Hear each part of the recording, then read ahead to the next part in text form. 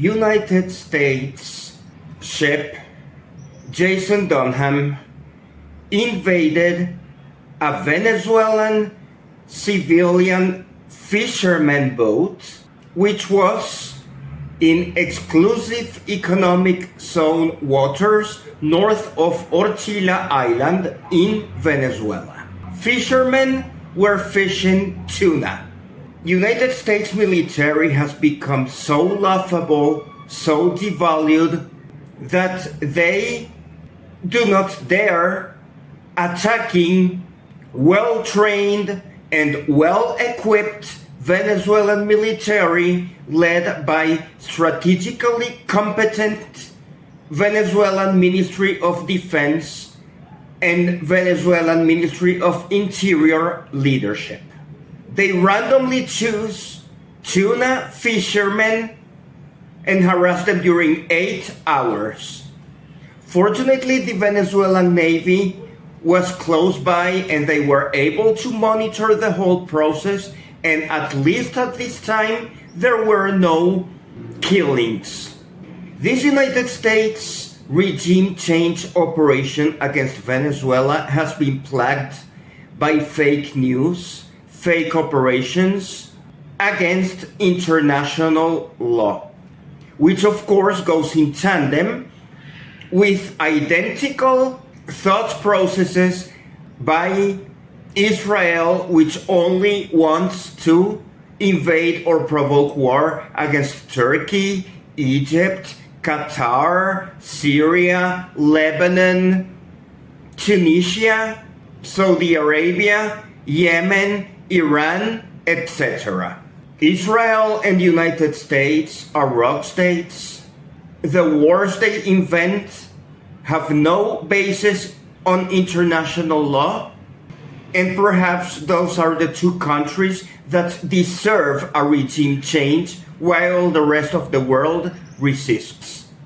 There is one glorious exception in the United States, which is Representative Ilhan Omar, who courageously addressed United States Congress with intended legislation to condemn United States military actions against Venezuela as they have not been approved by United States Congress. Representative Ilhan Omar is reminding the planet that the United States should follow and obey their own domestic laws along with international law. But the rogue regime of the United States still pretends to do the law of the jungle. Representative Ilhan Omar is Muslim, which is a religion protected by United States Constitution that guarantees freedom of worship. And she chooses to cover part of her face, as many women in Muslim countries feel as the right to promote their culture. Idiotic, racist, intransigent, stubborn, and ignorant United States population that pretends to be above everyone else just because they happen to have a military which is supposed to be efficient, and as we are seeing, they can't even fight the Venezuelan army, which is supposed to be inferior. But anyway, Ilhan Omar receives hate speech. And then those same people are complaining that their political opponents have different views on the killing of a recent famous TikToker. Iran is behaving fabulously, offering plenty of help to both Qatar and Venezuela. Iran is determined to provide its best military equipment and expertise to the benefit of Qatar army and Venezuelan army. The Arab states are supposed to meet Sunday and Monday to develop a common pan-Arabic strategy against their enemy Israel, which is a rogue state. And Venezuela continues being supported by most Caribbean and Latin American nations, including Colombia, which should be the next target of United States threats as they wish to reduce the anti-drug help provided to that country just because Colombia is ally of Venezuela. We should remember that President Petro of Colombia is deploying the ancient ideal of liberator Simón Bolívar of creating Great Colombia, which encompasses Panama, Ecuador, Colombia, Venezuela, and the Essequibo. The target should be completed as our military's populations merge in defense of our territory from United States regime change offense with the pretext of drug counter trade. Venezuelan militia are already practicing training exercises, receiving weaponry and strategies, as we are perfectly aware that if the United States happens to invade or provoke aggression against our territory or our population, we will resist for as many years as necessary. Apparently, they are working under the assumption that they will come, provoke a regime change, and leave. That is not possible. Years or decades of civil war, fight, and probably addition of allied forces of China, Iran, North Korea, Russia, Belarus, Turkey, Colombia, Mexico, and the newfound alliances of Qatar, Saudi Arabia, United Arab Emirates, Egypt, as it is clear that situations in Qatar and Venezuela are identical.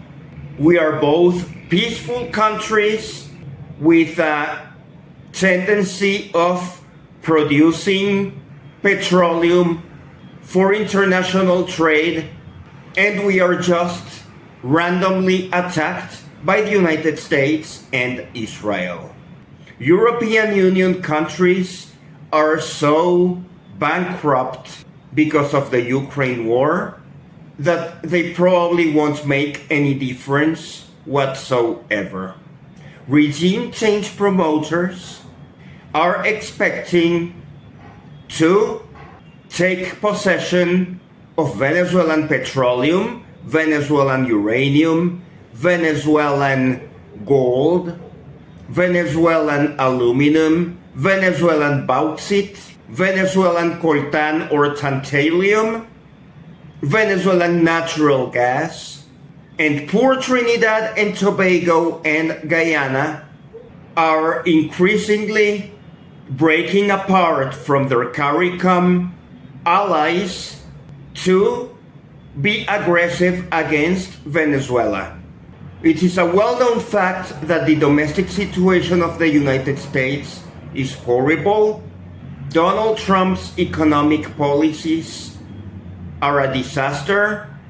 Marco Rubio's foreign policy is also a disaster. It has not provided peace anywhere on the planet, and they seem to treat this Venezuela war as their last chance to secure favorable votes for the Republican Party in 2026 midterms, as a blue wave of Democratic challengers is expected to take control of Senate and the House of Representatives.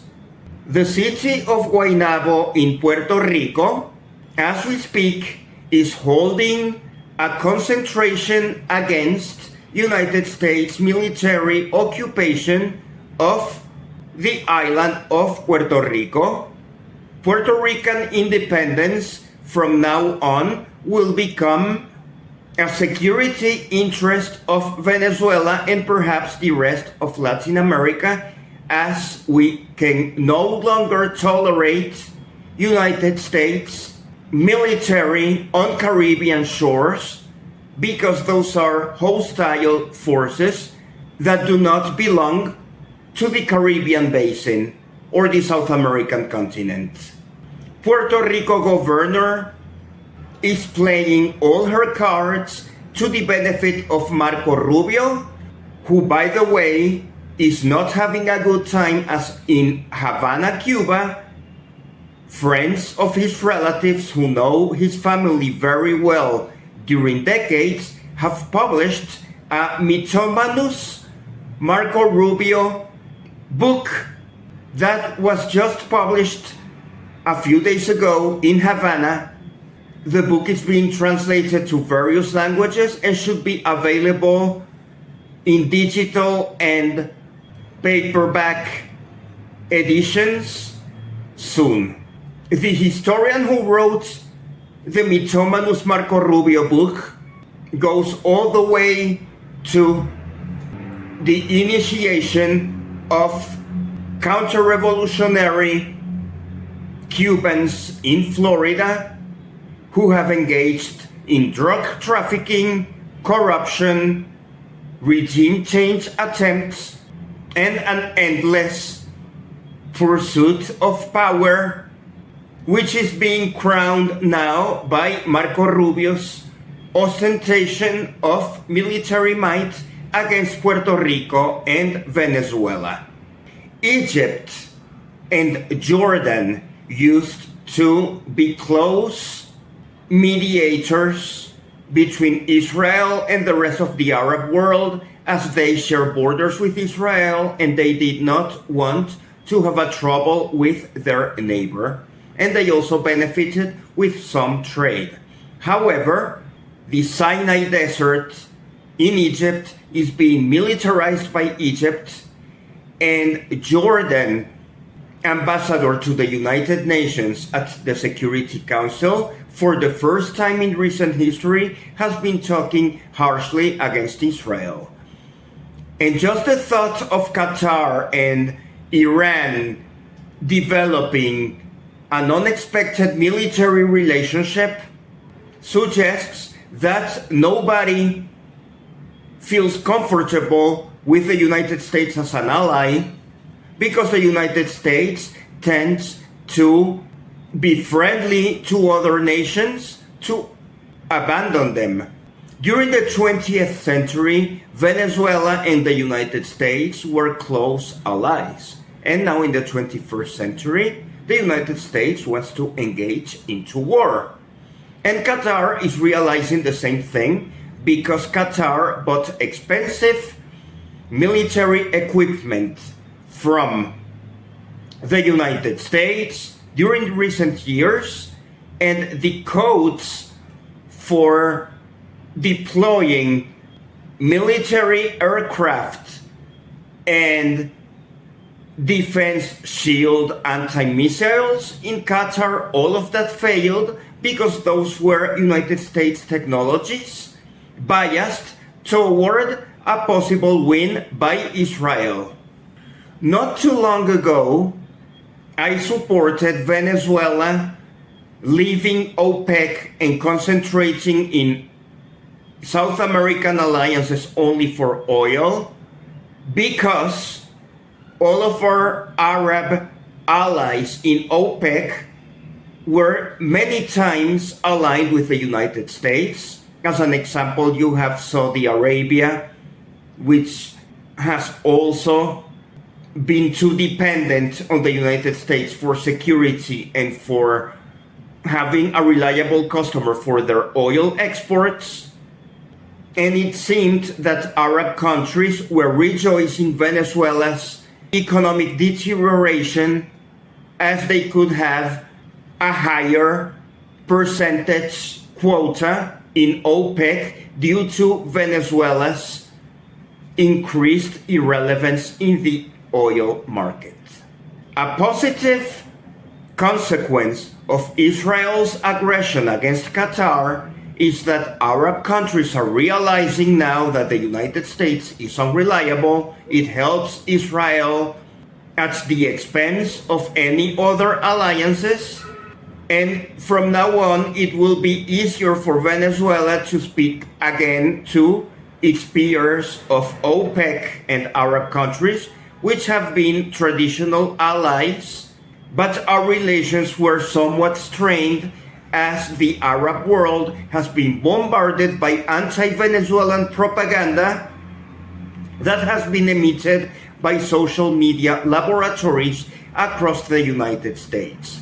Speaking about social media, there are social media platforms that will threaten you to close your social media account if you speak positively about Hezbollah or Hamas.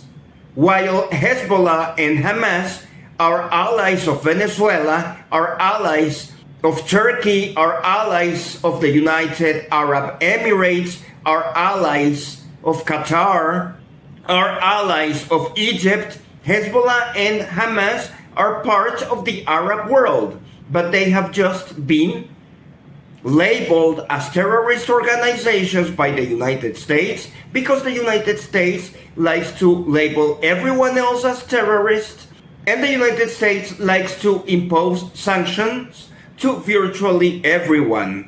There was a recent statistic that right now the United States is at war against 65 countries simultaneously, which talks wonders of the failure of United States society, which has become enemy of everyone else. And it is likely that the countries that the United States is not at war yet are probably trying to get some distance, as they do not want to be in the radar. I used to complain during my youth that Venezuela was not even known for United States citizens as a country that existed. And now I am learning the hard way that when America realizes that your country exists, it is most likely because they wish to declare war to your territory, invade your soil, and take away your resources. If you live in a country which is dismissed by the United States, take it as a blessing. It is better to be an enemy of the United States than a friend of the United States, because when you are a friend of the United States, there will always be a time that the United States will betray you. Russia is also getting actively involved in this new Arab world situation, and Russia is offering Arab countries protection and weaponry should they decide to rely less on the United States. If the Arab world continues rapprochement with Russia, China, and BRICS in general, and if Venezuela and Brazil improve the temporarily deteriorated relationship they had during the last year, we could form the most formidable economic and military bloc that could possibly defeat the United States and NATO should they provoke war upon us. United States is threatening Brazil with invasion because the rule of law in Brazil is being applied, and a former president who just tried a coup attempt against President Lula has been convicted to jail. Venezuelan nationals within Venezuela or outside Venezuela who are invoking for invasion against our nation are subject to prison. as specified on Venezuelan Penal Code Articles 128 through 143. It is not true that Venezuela is a dictatorship and the only party in place is Maduro's party.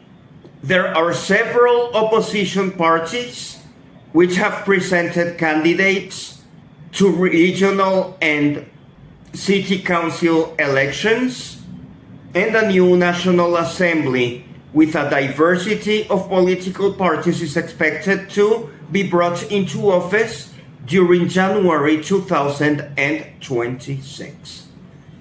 Presidential elections in Venezuela will be developed in the year 2030, and we should expect electoral campaign for presidential elections during the year 2029. During the next 4 years, Venezuela is not expected to be involved in presidential candidacies, as the country needs to rest due to non-stop electoral campaigning that occurred in 2022, 2023, 2024, and early 2025. Countries need a pause between elections. You just can't lose an election and immediately start campaigning for the next election that will happen 6 years from now. That is psychological warfare, just as sanctions are economic warfare, and social media based in the United States that prohibit you to post positively about Hezbollah or Hamas, or tell you that a picture showing a bombardment of Miraflores Palace, which is the seat of Venezuelan government, and you denounce it as violence because that is regime change and that is not approved by United Nations. But the social media company will tell you that does not violate their terms and conditions. I no longer know if my social media posts will be accepted by censorship from social media companies, or if my accounts will be deleted, because it seems that I have to practice a lot of self-censorship to provide content acceptable to the owners of social media platforms. I am increasingly relying on my own website, which is RROO, P as in Paul, S as in Somalia, T as in tomato, R as in Ruben.com.ve. VE is the 2-letter acronym for Venezuela. Again, my website is R as in Ruben, R as in Ruben, O as in Orinoco, O as in Orinoco, P as in Paul, S as in Somalia, T as in tomato, R as in Ruben.com.ve. In that website you will find transcripts of my videos, and as I own that website, I can freely write there whatever I cannot publish on social media sites that are constantly threatening me to suspend my accounts if I continue violating their terms of service, which happen to be political instructions coming from the Trump regime.